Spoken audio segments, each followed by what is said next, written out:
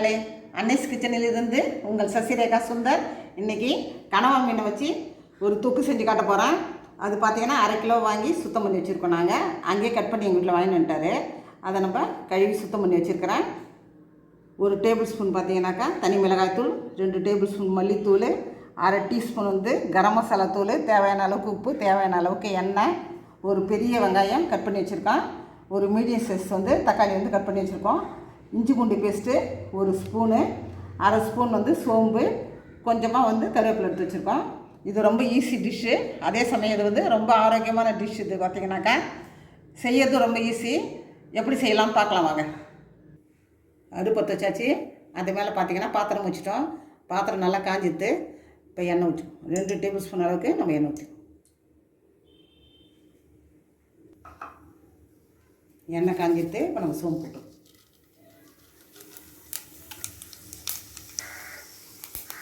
சோம்பு பொரிஞ்சிச்சு. கருவேப்பிலை இப்போ நம்ம கட் பண்ணி வச்சுக்கலாம். வெங்காயத்தையும் சேர்த்துக்கலாம்.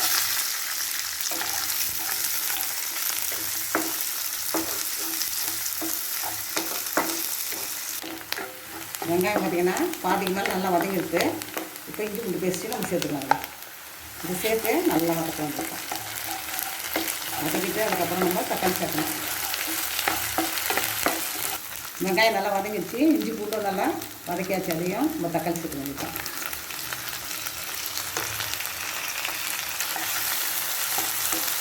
நம்ம கிரேவி மாதிரி செய்கிறது தான் நம்ம தக்காளி சேர்க்குறோம்.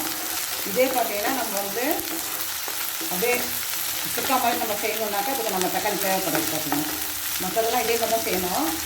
ஆனால் தக்காளி மட்டும் தேவைப்படாது. இப்போ இந்த கனவா நம்ம இதை சேர்த்துக்கணும். நல்லா கழுவி சுத்தம் பண்ணி வச்சுருக்கோம். இதை சேர்த்து நல்லா வதக்கணும்.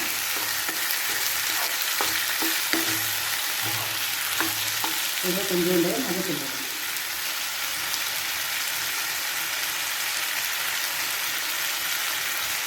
கொஞ்சம் மஞ்சள்.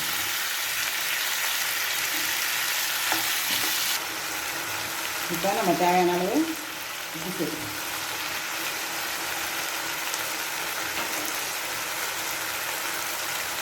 கரம் மசாலா 1/2 ஸ்பூன் வச்சுருந்தோம், அதையும் சேர்த்துக்கோம். தனி மிளகாய்த்தூள் 1 ஸ்பூனு, அதையும் சேர்த்துக்கோம். 2 ஸ்பூனு மல்லிப்பொடி, அதையும் சேர்த்து. இது பார்த்திங்கன்னா 5 நிமிஷத்தில் வந்துடும். அதனால் நம்ம கொஞ்சமாக தண்ணி ஊற்றினா போதும். இல்லை அந்த ரப்பர் மாதிரி ஆகிடும். ரொம்ப நேரம் வேக விட்டோம்னு வச்சுக்கோங்க, ரப்பர் ஆட்டம் ஆகிடுது. அதனால் கொஞ்சம் நேரம் தான். இதுவும் இறா மாதிரி தான். ரொம்ப நேரம் இது நம்ம வேக விடக்கூடாது. ஒரு 5 நிமிஷத்தில் இது வந்துடும். இந்த வதக்கிற நேரம் தான். மற்றபடி வேகத்துக்கு ஒரு 5 நிமிஷம் தான்.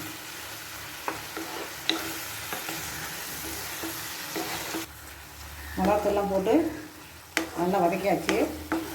இப்போ நம்ம கொஞ்சமாக தண்ணி ஊற்றிக்கலாம்.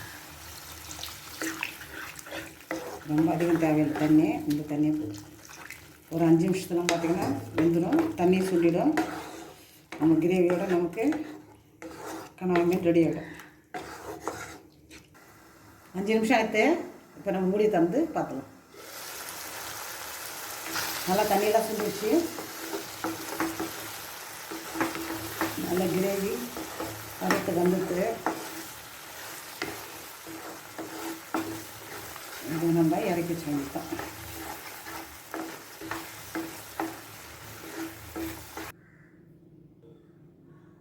சுவையான கனவா கிரேவி ரெடி ஆகிடுச்சு. இது நீங்களும் செஞ்சு பாருங்கள். இது ரொம்ப ஆரோக்கியமான டிஷ். இது அடிக்கடி செஞ்சு பாருங்கள். செஞ்சு பார்த்து குழந்தைங்களுக்கு கொடுங்க, பெரியவங்களுக்கு கொடுங்க. செஞ்சு பார்த்துட்டு கமெண்ட்ஸும் சொல்லுங்கள். லைக் பண்ணுங்கள், ஷேர் பண்ணுங்கள், கமெண்ட் பண்ணுங்கள். மறக்காமல் என்னுடைய அன்னைஸ் கிச்சனுக்கு சப்ஸ்கிரைப் பண்ணுங்கள். தேங்க்யூ.